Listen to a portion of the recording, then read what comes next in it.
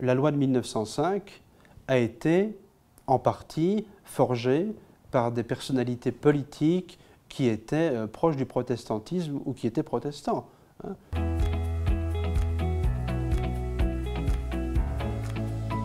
Vincent Genin, vous êtes historien, rattaché à l'École pratique des hautes études. Votre ouvrage présente l'histoire intellectuelle de la laïcité de 1905 à nos jours. Vous défendez une laïcité libérale. Peut-être on peut commencer par qu'est-ce que la laïcité? Alors la laïcité, que l'on peut immédiatement considérer soit au singulier, soit au pluriel, selon les acceptions, la laïcité ou les laïcités, la pluralité du concept sur lequel on viendra peut-être plus tard, c'est un principe qui tend à réguler les relations entre les cultes, qui est la forme juridique des religions, et l'État. Voilà. Sachant que ce mode de régulation, principe politique, principe juridique, qui peut être philosophique également, est une notion, est un mode de vie en société que l'on retrouve dans beaucoup de pays. Ça participe de cette pluralisation. C'est-à-dire qu'il y a des régimes de laïcité, si vous voulez. On trouve ça en France, on trouve ça en Belgique, en Italie, cas particulier, en Grande-Bretagne et dans d'autres pays qui sont ultramarins et ultra-européens aussi. Et au sein même d'un territoire et d'un régime politique particulier, il peut y avoir plusieurs manières de réguler les cultes. Donc en un sens, il y a une pluralisation interne au sein d'un pays, mais aussi externe, c'est-à-dire qu'il y a, selon les pays, divers modes de laïcité. Donc on peut dire que la laïcité, c'est un principe de liberté aussi, liberté de conscience, liberté de culte. Pour moi, ça va même plus loin, c'est-à-dire que ce qui m'intéresse, j'allais dire autant, sinon pas plus que la laïcité, c'est les processus de laïcisation. Laïcisation des institutions. Et ça peut aller très loin. On laïcise des institutions. Il y a aussi des phénomènes de laïcisation du corps, par exemple. C'est tout ce qui relève de la bioéthique, de l'évolution des mœurs. Quelque chose, une chose à laquelle j'attribue une certaine importance. Il peut y avoir laïcisation comme parfois sacralisation du politique, de certains mots, de certaines idées. Et ça, ce sont aussi des questions auxquelles je m'intéresse en particulier. Comment est-ce qu'un mot devient totémique et comment, par ce fait même, le mot devient une mythologie sociale. La laïcité en est une, aujourd'hui, pour beaucoup de gens. C'est ce que j'étudie aussi. Et en un sens, j'essaie d'étudier aussi comment est-ce que ce mot, un peu magique, notamment en France, peut lui-même être laïcisé, si vous voulez. C'est-à-dire comment est-ce qu'on peut le voir sous un nom qui n'est pas celui d'un totem. Et en un sens, lui redonner toute sa force peut-être et tout son sens, plutôt que de le laisser dans un fatras de grande mythologie nationale, un peu cocoriquante, ou que sais-je encore. Une des questions qui se pose par rapport à la définition est le rapport à l'espace public. Aujourd'hui, certaines personnes défendent que la religion doit être exclue de la sphère publique. Est-ce qu'aujourd'hui, on n'est pas dans la confusion entre la sphère privée, la sphère publique et l'État par rapport à cette question religieuse? Oui, bien sûr. Disons que ça, c'est un des grands problèmes actuels qu'on retrouve bien sûr en France, mais dans d'autres pays aussi, à savoir le fait qu'on peut définir trois grandes sphères. La sphère privée, qui relève de l'intime. Il y a la sphère de l'État, donc du public, pourrait-on dire, fonction publique, ce que dans certains pays on appelle la puissance publique aussi. Et puis il y a la sphère publique, à savoir la rue, au fond, et ce qui est censé appartenir à tout un chacun. Voilà. Alors il est vrai que le principe de laïcité, par le fait qu'il est un processus de laïcisation, qu'il y participe, est rattaché d'abord à la sphère étatique, à la sphère de l'État. À savoir, il y a eu par exemple, exemple pour l'école, 1882, loi du 28 mars 82, loi Ferry, contexte où on laïcise l'école publique, Premier élément. 1886, la loi Goblet, où on laïcise le personnel enseignant, etc., etc. Ça veut dire qu'en gros, il ne peut plus y avoir de clercs dans les écoles publiques. Bon. Ça, c'est une chose. C'est-à-dire qu'il y a vraiment cette idée de laïcisation au sein de cette sphère qui est celle de l'État.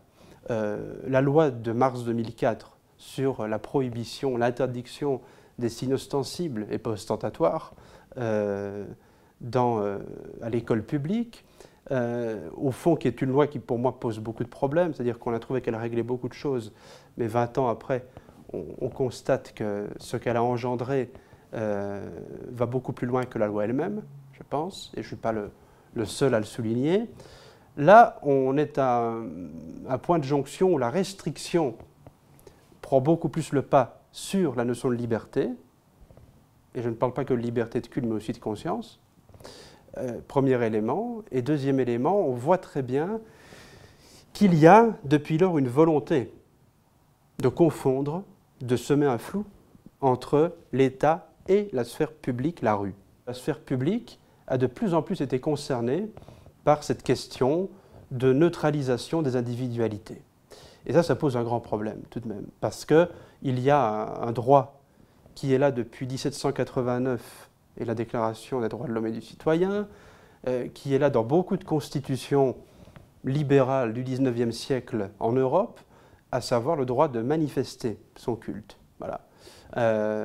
Et le droit de manifester son culte participe aussi d'une liberté de l'individu dans le fait d'assumer son culte dans les limites de l'ordre public. Hein, c'est toujours la barrière.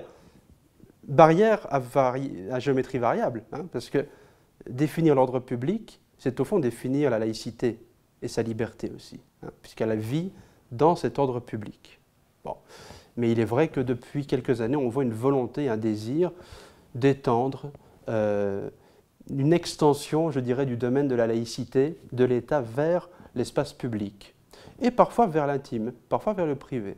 Donc là, ce sont vraiment des écueils et des dangers auxquels il faut être très attentif.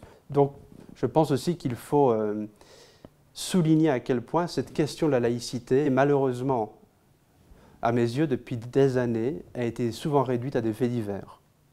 Il y a les marronniers dans la presse. La laïcité est devenue un marronnier. C'est une marronisation, si vous voulez. C'est-à-dire qu'on en parle quand il s'agit de cantines scolaires, de crèches. C'est-à-dire qu'il y a vraiment eu, non pas que ce soit négligeable, loin de là, mais disons qu'il y a vraiment une réduction de ce principe qui est quand même, au départ, une forme de privatisation, hein, en 1905. Pas totale, mais partielle, tout de même, dans le rapport entre culte et État. C'est pas rien. On arrête de financer publiquement les cultes en France. Donc il y a une affaire financière colossale, un grand chambardement de ce côté-là, et d'autres conséquences. Et qu'il y ait, j'ai envie de dire, une espèce de réduction de ce principe à certaines zones extrêmement précises, comme je l'ai dit il y a un instant, je pense aussi que c'est un problème, vraiment. Parce que la laïcité, j'ai envie de dire, c'est plus grave que ça. Parce qu'à côté de ça, on a d'une part la volonté, bon, par toute une presse, par tout un monde politique, par des polémistes professionnels, plus ou moins philosophes, qui ont voulu faire de cette question-là une question d'actualité permanente. Et dans l'actualité permanente, il y a évidemment une excitation qui dérive cette laïcité de son sens premier. Je ne dis pas qu'il faut être un orthodoxe de la laïcité, hein, elle évolue. La loi de 1905, on ne le sait pas beaucoup, a beaucoup bougé en fait, depuis plus de 120 ans, enfin près de 120 ans, il y a eu des amendements, ses principes sont encore là, mais elle a bougé. Et paradoxalement, il y a eu à la fois cette excitation de la notion, depuis une trentaine d'années, et à côté de ça, une laïcité que certains veulent de plus en plus marmoréenne, de plus en plus absolue, intouchable, comme si elle avait été de toute éternité notre trésor national, etc. etc. Et j'ai envie de dire que c'est un peu l'arbre qui cache la forêt. C'est-à-dire qu'il y a vraiment une idéalisation d'un principe, de plusieurs lois, il n'y a pas que 1905, et l'idéalisation ne se fait pas souvent au service de la bonne application. Mais il faut voir ce que ça engendre. Et ça participe aussi de cette idéologisation. Mais quand on idéologise un principe, selon le vent, selon les gouvernements, selon les courants, ça évolue aussi. Et on l'a vu depuis une dizaine d'années lorsque l'extrême droite a récupéré cette affaire-là. Il faut retourner dans un livre de Jean Bobéro, d'il y a une dizaine d'années, sur la falsification de la laïcité, qui a repéré très vite cette affaire.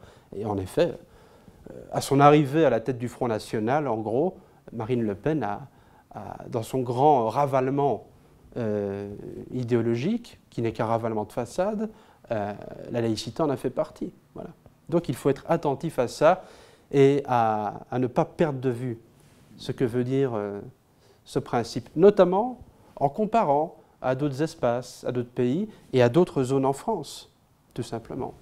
Votre ouvrage présente l'histoire intellectuelle de la laïcité de 1905 à nos jours. Vous expliquez donc dans ce livre les personnes qui ont compté dans la recherche et les ouvrages qui ont fait date et les événements marquants autour de cette laïcité. Dans votre livre, on retrouve beaucoup de protestants.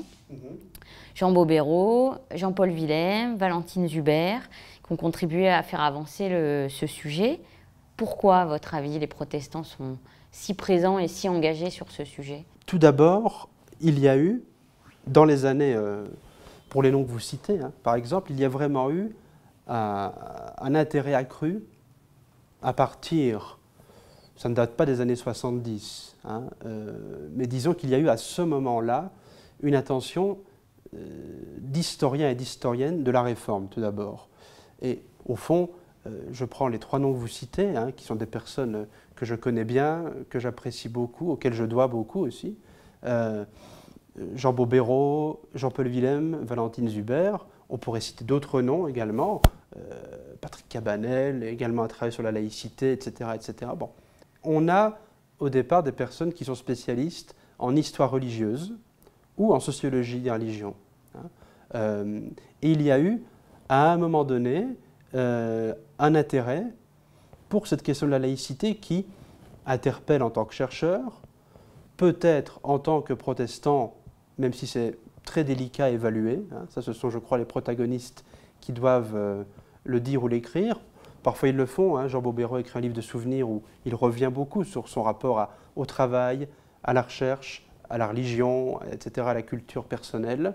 Rappelez-vous de Paul Ricoeur, qui n'aimait pas qu'on le réduise à son protestantisme. Il ne fallait surtout pas aller sur ce terrain-là.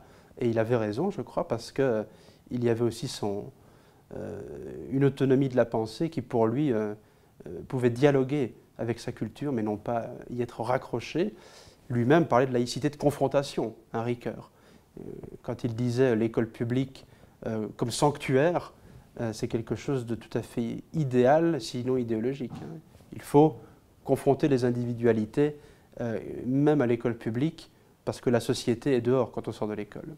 Mais pour revenir à votre question, l'intérêt de spécialistes du religieux, même en général, peut très facilement se confronter à la question de la laïcité. Dès les années 70, il y a eu une histoire de la Réforme qui s'est ouverte.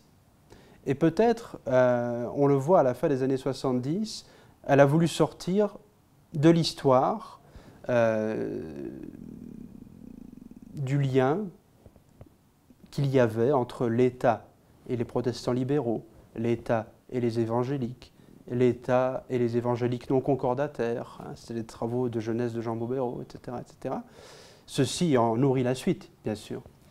Et qu'il y a, à la fin des années 70, toute une sociologie des religions qui veut sortir d'une grande idée, d'un grand paradigme qui était celui de la sécularisation, à savoir l'idée qu'on étudie la manière dont les sociétés se déprennent de leurs pratiques dominicales, par exemple, mais pas seulement. Et à la fin des années 70, notamment il y a les travaux de David Martin, etc., on arrive à s'intéresser aussi au phénomène de laïcisation, qui, elle, concerne davantage les institutions, mais pas seulement, pour moi. Il y a ça, mais il y a également d'autres zones de laïcisation qu'on peut étudier. Et ça implique, bien entendu, et ça interpelle les personnes qui travaillent sur le religieux, mais bien entendu institutionnel, mais dans son rapport à l'État, mais sous l'angle de cette laïcité. Donc ça peut, bien entendu, aller dans ce sens. La loi de 1905 a été, en partie, forgée par des personnalités politiques qui étaient proches du protestantisme ou qui étaient protestants. Hein. Ce qui est très intéressant, c'est de voir comment étaient composés les cabinets ministériels. Aristide Briand, qui n'était pas ministre, mais qui était rapporteur de la loi de 1905, Briand, bon, il était athée. Bon, il ne croyait ni en Dieu ni au diable, ça c'était clair. Il avait défendu des syndicalistes, anarchistes, il était à gauche. Bon. Briand, pour cette loi, qui est une loi de liberté venant d'un homme assez libre, et je dirais pas libertaire, mais vraiment libre. Autour de lui, qui il avait pour penser cette loi? Il avait Paul Grunbaum-Balin, de culture juive, confession juive, un ami de Proust et un ami de Blum plus tard.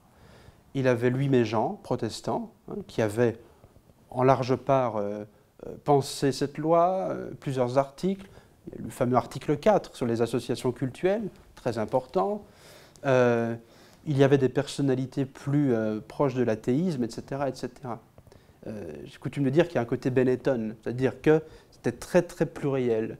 Donc on avait vraiment là plusieurs points, et puis des influences, comme bien sûr Ferdinand Buisson, qui derrière a été un personnage central du protestantisme libéral, lui-même pasteur, qui a connu l'exil, qui est revenu, qui a été un peu, j'ai envie de dire, le père d'une manière de penser les principes de l'école publique avec toute ce qu'il appelait sa foi laïque. Hein.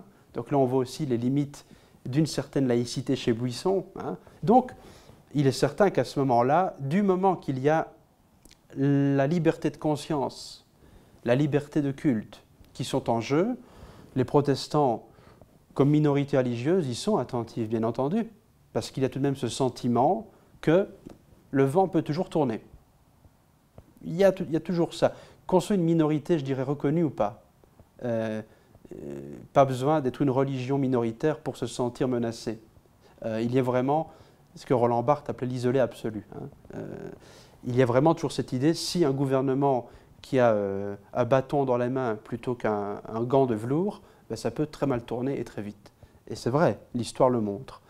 Sachant que, quand on vote la loi de 1905, le protestantisme français, et notamment son cœur battant qui est la Société d'histoire du protestantisme de la rue des Saints-Pères, on sort d'une époque où le rapport du protestantisme à son histoire sort un petit peu de l'histoire du refuge, d'un martyrologe aussi, de ce comté, de que faisons-nous en République, comment être, j'ai envie de dire, les citoyens les plus exemplaires, etc., etc. On est aussi dans une période où il y a une volonté de s'affirmer différemment, peut-être. Voilà. Ça, c'est le rapport aussi du protestantisme, dans sa pluralité, à son historicité, qui, un siècle plus tard, va changer considérablement. Hein.